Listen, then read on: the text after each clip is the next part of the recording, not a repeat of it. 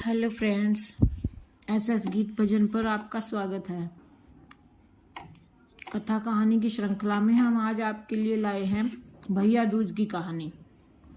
यह एक ऐसी कहानी है जो एक गरीब भाई बहन की कहानी है, जिसे सुनकर आप लोग भी भावुक हो जाएंगे। एक गांव में एक बहुत ही बुजुर्ग महिला रहती थी।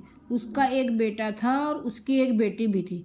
बुजुर्ग महिला ने अपनी बेटी की शादी कर दी थी। एक दिन जब भाई दूज का त्योहार आया, तभी उस बुजुर्ग महिला के बेटे ने कहा कि माँ, मैं अपनी बहन के घर टीका करवाने जा रहा हूँ। जिसके बाद उसकी माँ ने कहा, बेटा, हम लोग बहुत गरीब हैं, तुम टीका करवाने के बाद अपनी बहन को क्या दोगे? लेकिन उस बुजुर्ग महिला के बेटे ने जिद करके अपनी बहन के घर जाने के लिए अपनी माँ को मना ही लिया। फिर वह भाई अपनी माँ की आज्ञा लेकर अपनी बहन के घर निकल पड़ा। जैसे ही वह थोड़ी दूर पहुंचा, तब उसको एक बहुत ही गहरी नदी मिली और वह उसे कहने लगी कि मैं तुम्हें अपने पानी में डुबोकर मार दूंगी, क्योंकि मैं तुम्हारा काल हूँ। जिसके बाद वह भाई उस नदी से कहता है कि तुम मुझे थोड़ी देर की मोहलत दे दो, मैं अपनी बहन के घर टीका करवाने जा रहा हूँ। जब मैं वहां से वापस आऊंगा तब तुम मुझे मार देना। जिसके बाद वह नदी भाई को आगे जाने के लिए रास्ता देती है और फिर वह भाई आगे की ओर चल देता है। थोड़ी दूर पहुंचने के बाद उसको एक शेर मिलता है जो कहता है कि मैं तुम्हें खा जाऊंगा। उसके बाद वह भाई शेर से कहता है कि अभी नहीं, मैं अभी अपनी बहन के पास टीका करवाने जा रहा हूँ। जब मैं लौट कर आऊंगा तब तुम मुझे खा लेना। फिर भी उस भाई को आगे जाने के लिए रास्ता दे देता है और फिर जब वह भाई आगे की ओर बढ़ने लगता है तो कुछ दूर पर उसको एक सांप मिलता है और वह भी भाई से कहता है कि मैं तुम्हें मार दूंगा, तुम्हें डस लूंगा। वह भाई उस सांप को भी वही कहता है कि मैं अभी अपनी बहन से टीका करवाने जा रहा हूँ, जब मैं लौट आऊंगा तब तुम मुझे मार देना। वह भाई आगे की ओर चला जाता है और थोड़ी ही देर में भाई अपनी बहन के घर पहुंच जाता है। जब वह अपनी बहन के घर पहुंचता है तो घर के बाहर से आवाज लगाता है, लेकिन घर के अंदर उसकी बहन सूत काट रही होती है। सूत को काटते वक्त उसका धागा टूट जाता है और वहां के लोगों की यह मान्यता थी कि अगर सूत काटते वक्त अगर धागा टूट जाए तो बाहर कोई बुला भी रहा हो और वह बिना आवाज करे, बिना धागा जोड़े चली जाए तो वह व्यक्ति मर जाएगा। तो वह बिना आवाज किए धागा जोड़ने लगी, लेकिन जब भाई के आवाज लगाने पर भी उसकी बहन नहीं आती है तो वह वहां से जाने लगता है।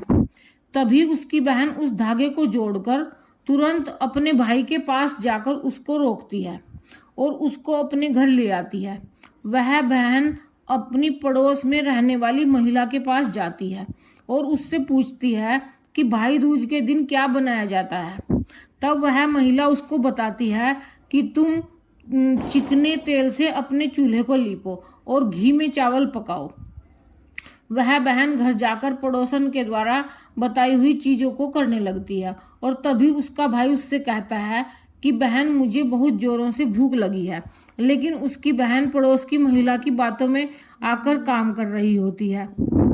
तब उसका भाई रसोई में जाकर देखता है तो वह अपनी बहन से कहता है कि तुम बहुत भोली हो, जिसके कारण तुमको लोग पागल बना देते हैं।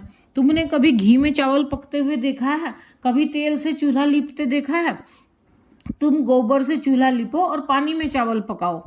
तो वह बहन अपने भाई की बात मानकर वही करती है जैसा उसका भाई करने के लिए बोलता है और वह खाना बनाकर अपने भाई को खिलाती है और थोड़ी देर बाद वह अपने भाई को टीका कर देती है। जब उसका भाई अगले दिन वापस अपने घर जाने के लिए कहता है तब उसकी बहन अपने भाई के लिए रास्ते में ले जाने के लिए कुछ लड्डू बनाकर देती है कि इनको रास्ते में भूख लगे तो खा लेना, और उनमें से कुछ लड्डू अपने बच्चों के लिए भी बचा लेती है।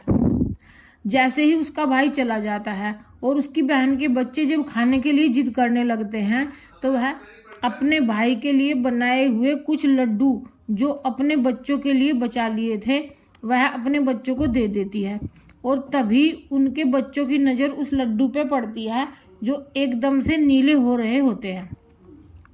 जब वह जाकर रसोई में देखते हैं तो उनको पता लगता है कि उनकी माँ ने जो लड्डू बनाए हैं उनमें सांप मर चुका है और उसी से ही हमारी माँ ने लड्डू बनाए हैं। जिसके बाद वह अपनी माँ को जाकर सारी बातें बताते हैं, जिसको देखकर वह बहुत दुखी हो जाती है और तुरंत अपने भाई के पीछे भागती है। रास्ते में कुछ दूर चलने के बाद उसका भाई उसको मिल जाता है। वह तभी उसकी बहन उससे पूछती है कि भाई तूने लड्डू तो नहीं खाए। उसका भाई कहता है कि नहीं, और तभी अपने भाई को सारी बात बता देती है। लेकिन तभी उसका भाई कहता है कि तुमने मेरी जान आज तो बचा ली, लेकिन तुम मेरी जान कब तक बचाओगी। और अपनी बहन को अपने साथ हुए रास्ते में सभी चीजों के बारे में बता देता है। उसकी बहन अपने भाई को अकेले नहीं जाने देती और उसके साथ जाने के लिए कहती है। उसका भाई अपनी बहन को साथ आने के लिए मना कर देता है, लेकिन उसकी बहन जिद करने के कारण अपने भाई के साथ जाने लगती है। कुछ दूर चलने के बाद जब बहन को प्यास लगती है तो वह अपने भाई से कहती है कि भाई मुझे पानी पीना है, मुझे बहुत जोरों से प्यास लगी है। उसका भाई कहता है कि यहीं पास में एक तालाब है, मैं उस तालाब से तुम्हारे लिए जल ले आता हूँ। वह अपने भाई को तालाब के पास नहीं जाने देती है और स्वयं ही अकेले तालाब के पास जाती है। जब वह तालाब के पास पहुंचती है तब उसको ही एक बुजुर्ग महिला मिलती है। वह बुजुर्ग महिला को तालाब के पास देख उसकी बहन उससे पूछती है कि आप कौन हैं। जब वह बुजुर्ग महिला बताती है कि मैं एक भाई का इंतजार कर रही हूँ, उसकी बहन ने एक सांप को मारा है जिसके लिए मैं उसका काल बनकर बैठी हूँ। उसकी बहन उस बुजुर्ग महिला से अपने भाई की जान बचाने के लिए पूछती है और तभी वह बुजुर्ग महिला उससे कहती है कि यदि तुम अपने भाई को खूब गालियां दो और जब तक उसकी शादी ना हो जाए तब तक उसकी सारी बात टाल दो तो तुम्हारे भाई की जान बच सकती है। वह बहन तुरंत वापस जाकर अपने घर से एक मांस का टुकड़ा और एक चुन्नी और एक कटोरी में थोड़ा दूध लेकर अपने भाई के पास आती है और उससे कहती है कि चलो। जैसे ही वह दोनों रास्ते में थोड़ी दूर चलने के पश्चात उनको वह एक वही शेर मिलता है जिसने उसके भाई को मारने के लिए पहले भी रोका था। जैसे ही वह शेर उसके भाई को मारने के लिए आगे बढ़ता है तब उसकी बहन शेर को एक मांस का टुकड़ा खाने के लिए दे देती है, जिससे शेर उस मांस के टुकड़े को खाने लगता है और वहां से दोनों लोग आगे चल देते हैं। आगे पहुंचकर जब थोड़ी दूर पर वही सांप मिलता है तो वह सांप को अपने साथ लाई हुई एक कटोरी में दूध को सांप के आगे रख देती है, जिससे सांप दूध पीने लगता है और वह लोग आगे की ओर चले जाते हैं। आगे जब नदी के पास पहुंचते हैं तब उसकी बहन नदी को एक चुन्नी देती है, जिससे नदी प्रसन्न होकर उनको आगे जाने का रास्ता दे देती है और थोड़ी देर पश्चात वह लोग अपने घर पहुंच जाते हैं। घर पहुंचकर उनकी माँ अपने दोनों बच्चों को देखकर बहुत खुश होती है, लेकिन उसकी बहन अपने भाई को गालियां देना शुरू कर देती है। यह देखकर माँ बेटे दोनों बहुत आश्चर्यचकित हो जाते हैं और थोड़े दिन गुजरने के बाद जब वह अपने बेटे का विवाह करने लगती है तो विवाह के लिए जब निकासी की बारी आती है तब उसकी बहन कहती है कि पहले मेरी निकासी करो और मेरे भाई को आगे के रास्ते से नहीं पीछे के रास्ते से लेकर जाओ। बहन के ऐसा बोलते ही आगे का दरवाजा टूटकर गिर पड़ता है, जिसको देखकर सभी लोग हैरान हो जाते हैं। और फिर जब फेरों की बारी आती है तब उसकी बहन कहती है कि पहले मेरे फेरे करो, मेरे भाई के बाद में। और ऐसा बोलते ही वहां पर आग लग जाती है, जिससे वह आग को बुझा देती है। और फिर जब वह अपनी पत्नी के साथ जाता है तब उसकी बहन कहती है कि मैं भी इन लोगों के साथ ही जाऊंगी। सभी लोग बीच में पर्दा डालकर उसकी बहन को भी अंदर जाने देते हैं।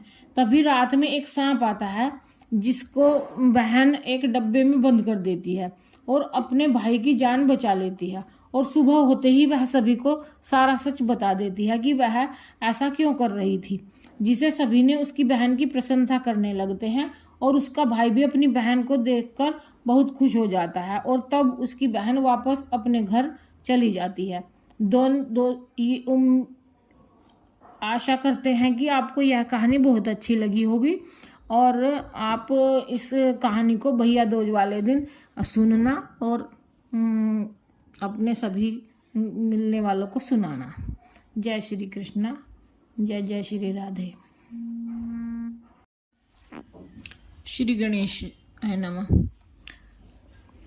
भैया दूज की कहानी, यह एक दूसरी कहानी है जिसको हम आपको सुना रहे हैं। भैया दूज पर्व कार्तिक मास के शुक्ल पक्ष की द्वितीया तिथि को मनाया जाता है। इस दिन बहनें रोली और मकसद से अपने भाई का तिलक कर उनके उज्जवल भविष्य के लिए आशीर्वाद देती हैं। यह भैया दूज की एक और कहानी है। भैया दूज के संबंध में पौराणिक कहानी है कि सूर्य की पत्नी संज्ञा से 2 संतानें थी, पुत्र यमराज और पुत्री यमुना। यमराज और यमुना दोनों भाई बहन थे। संज्ञा सूर्य का तेज सहन न कर पाने के कारण अपनी छाया मूर्ति का निर्माण कर उन्हें ही अपने पुत्र पुत्री को सौंपकर वहां से चली गई। छाया संज्ञा का छाया स्वरूप थी, तो छाया को यम और यमुना से अत्यधिक लगाव तो नहीं था, किंतु यमुना अपने भाई यमराज से बड़ा स्नेह करती थी। यमुना अपने भाई यमराज के यहाँ प्रायः आया जाया करती थी और उसके सुख दुख की बातें पूछा करती थी, तथा यमुना यमराज को अपने घर आने के लिए भी आमंत्रित करती थी, किंतु व्यस्तता तथा अत्यधिक दायित्व के कारण वे उसके घर न जा पाते थे। एक बार कार्तिक शुक्ल द्वितीया को यमराज अपनी बहन यमुना के घर अचानक जा पहुंचे। बहन के घर जाते समय यमराज ने नरक में निवास करने वाले जीवों को मुक्त कर दिया। बहन यमुना ने अपने सहोदर भाई का बड़ा सत्कार किया, विविध व्यंजन बनाकर उन्हें भोजन कराया तथा मस्तक पर तिलक लगाया। जब वे वहां से चलने लगे तब उन्होंने यमुना से कोई भी मनोवांछित वस्तु वर मांगने का अनुरोध किया। यमुना ने उनके आग्रह को देखकर कहा कि भैया, यदि आप मुझे वर देना ही चाहते हैं तो यही वर दीजिए कि आज के दिन प्रतिवर्ष आप मेरे यहाँ आया करेंगे और मेरा आतिथ्य स्वीकार किया करेंगे। इसी प्रकार जो भाई अपनी बहन के घर जाकर उसका आतिथ्य स्वीकार करे तथा इस दिन जो बहन अपने भाई को टीका करके उसे भोजन खिलाए, उसे यमराज का भय ना हो।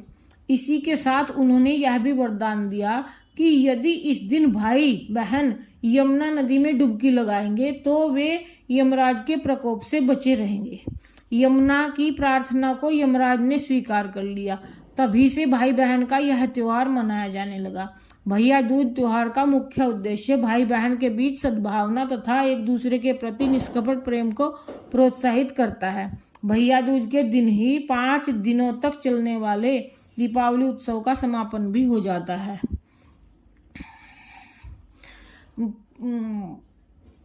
पुरुष यम द्वितीया को अगर बहन के हाथ का खाना खाता है तो उसे धर्म, धन, अर्थ, आयुष्य और विविध प्रकार के सुख मिलते हैं।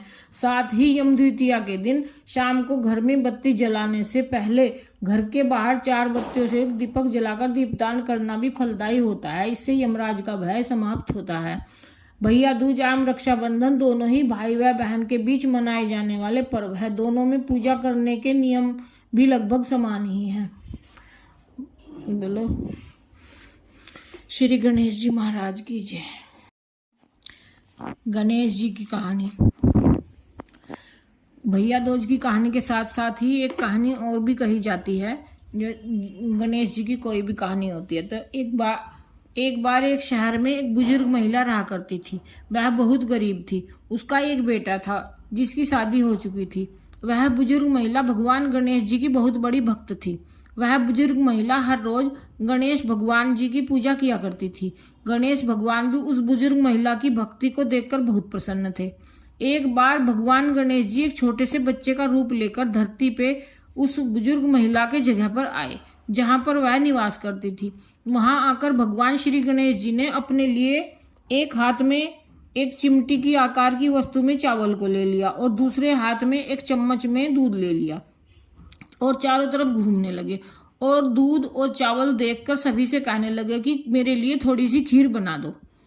लेकिन बालक रूप में होने के कारण और उनके हाथ में एक चम्मच में चिमटी में चावल के दाने को देखकर, दूसरे हाथ में चम्मच में दूध को देखकर सभी लोग उन पर हंस रहे थे और कोई भी उनके लिए खीर नहीं बना रहा था।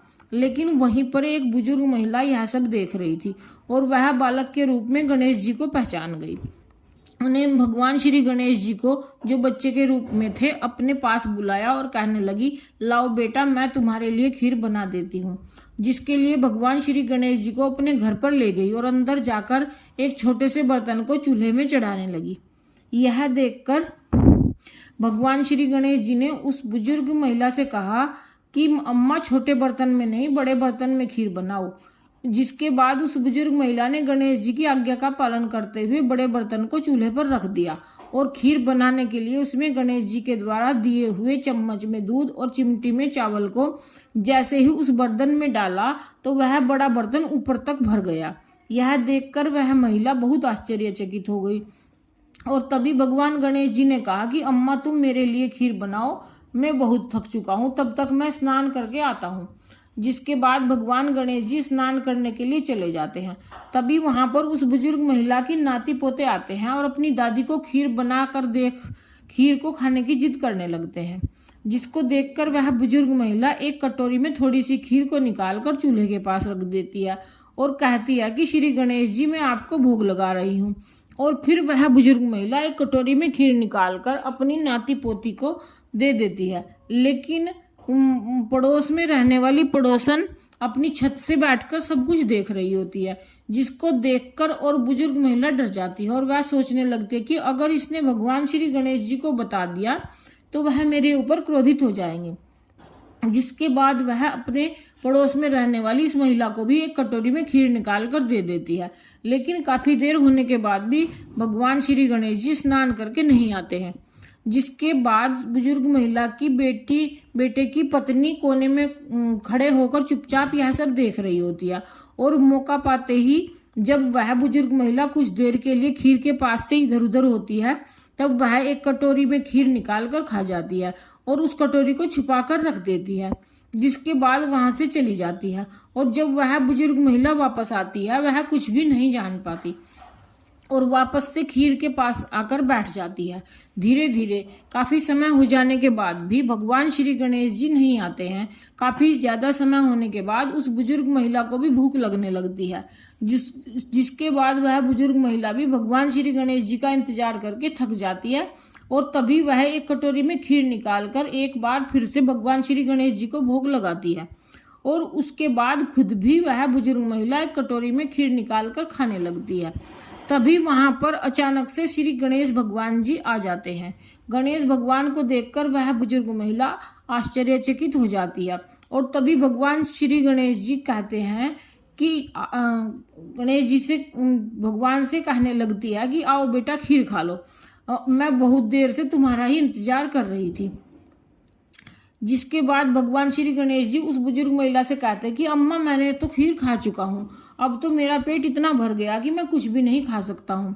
यह सुनकर वह बुजुर्ग महिला भगवान से कहती है कि गणेश जी, तुमने खीर कब खाई, मैंने तो तुमको नहीं खिलाई। तभी भगवान श्री गणेश जी उस बुजुर्ग महिला से कहते हैं कि अब माँ, जब तुमने अपने नाती पोतों को खिलाई थी और जब तुमने पड़ोस में रहने वाली महिला को खीर खिलाई थी और जब तुम्हारी बेटे की पत्नी ने खीर खाई थी, तब मैंने खीर खा ली थी। गणेश जी की यह बात सुनकर बुजुर्ग महिला आश्चर्यचकित हो जाती है और कहने लगती है कि गणेश जी, आपको तो सब कुछ पता है, लेकिन मैंने अपनी बहू को खीर नहीं खिलाई, मैंने सिर्फ अपने नाती पोते और उस पड़ोस वाली महिला को खिलाई है। जिसके बाद भगवान श्री गणेश जी उस बुजुर्ग महिला से कहते हैं कि तुम्हारे बेटे की पत्नी ने भी खीर खाई है, पर यह तुमको पता नहीं। अगर तुम उसका सबूत देखना चाहती हो तो तुम अपने चारपाई के नीचे देखो, खीर का कटोरा रखा होगा। वह बुजुर्ग महिला यह देखकर स्तब्ध हो जाती है और भगवान श्री गणेश जी से माफी मांगने लगती है और कहती है कि आप यह बात किसी को मत बताइएगा। उसके बाद यह कहते हैं कि ठीक है, लेकिन तभी वह बुजुर्ग महिला भगवान श्री गणेश जी से कहते हैं कि मैंने तो इतनी सारी खीर बनाई है, अब यह खीर कौन खाएगा, आपका तो पेट भर चुका है। तभी भगवान श्री गणेश जी कहते हैं कि अम्मा, तुम इस खीर को पूरे इलाके में बंटवा दो। जिसके बाद वह महिला अपने पूरे नगर में सभी को बुलाकर खीर देने लगती है, लेकिन तब भी वह खीर का बर्तन खाली नहीं होता। जितना वह बर्तन खाली होता है, वापस से वह दोबारा भर जाता है। जब यह बात राजा को पता चलती है तो उसने तुरंत उस महिला को खीर के बर्तन सहित अपने दरबार में बुला लिया और उससे वह खीर का बना हुआ पूरा बर्तन ले लिया। जैसे ही राजा ने उस बुजुर्ग महिला से खीर का बर्तन लिया तब वह खीर कीड़े मकोड़ों में तब्दील हो गई, जिसको देखकर राजा ने तुरंत उस खीर से भरे बर्तन को वापस उस बुजुर्ग महिला को दे दिया। लेकिन खीर खत्म ना होने के कारण वह बुजुर्ग महिला दुखी होकर भगवान श्री गणेश जी के पास गई और कहने लगी कि गणेश जी, मैं खीर को कैसे खत्म करूं। जिसके बाद गणेश जी ने उस बुजुर्ग महिला से कहा कि अम्मा, तुम इसको अपने इसी मकान में एक गड्ढा करके दफना दो और कल जब तुम सुबह जल्दी उठकर इसको खुद वापस निकालना तो खीर की जगह तुमको बहुत सारा धन मिलेगा। जिसके बाद गणेश जी उस बुजुर्ग महिला के घर में अपने पैरों से प्रहार करते हैं, जिससे उस बुजुर्ग महिला का घर एक बहुत बड़े महल में तब्दील हो जाता है और ऐसा कहकर गणेश जी वहां से चले जाते हैं। अगले दिन जब सुबह उस बुजुर्ग महिला के बेटे की बहू ने गड्ढा खोदकर वापस से उस खीर के बर्तन को निकाला तो उसको वहां पर कुछ नहीं मिला। जिसके बाद वह उस बुजुर्ग महिला से कहने लगी कि गणेश जी ने तो तुम्हारे साथ मजाक किया है, यहाँ तो कुछ भी नहीं है। उसके बाद बुजुर्ग महिला खुद ही एक सुई लेकर जमीन में देखने लगती है। थोड़ी देर में उसको बहुत सारे सोने के सिक्के और धन से भरा 2 बड़े बड़े मटके दिखाई देते हैं, जिसको वह निकाल लेती है और भगवान गणेश जी को बहुत बहुत धन्यवाद देती है। बोलो श्री गणेश जी महाराज की जय।